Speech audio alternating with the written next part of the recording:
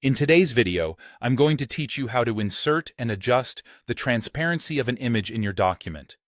This is a handy skill to have, especially when you want to create visually compelling presentations or documents with a bit of flair. So, let's dive right in. First, we want to start by inserting the image into your document. It's a straightforward process, and I'm here to guide you through it.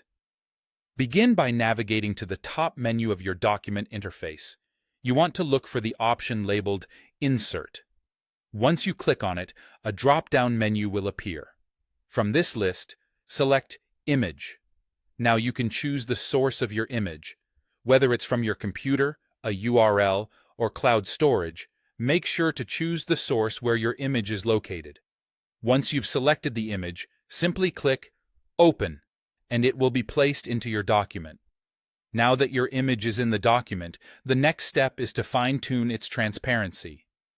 This is where we can get creative and adjust how the image blends with the text or other elements on the page. To do this, click directly on the image. You'll notice a toolbar appearing, signaling that the image is selected. Look closely at the options available, and you'll find one that says Image Options. Click on it.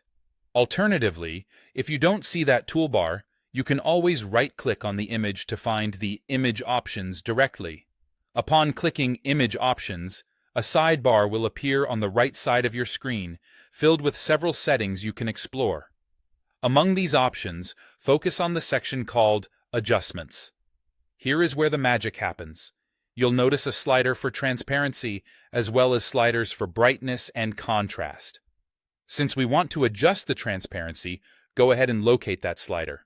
Now, what you want to do is click and drag the transparency slider to your preferred setting. As you slide it to the right, you'll notice your image becoming more faded, allowing it to seamlessly blend into your document. Experiment with the level of transparency until it suits your taste.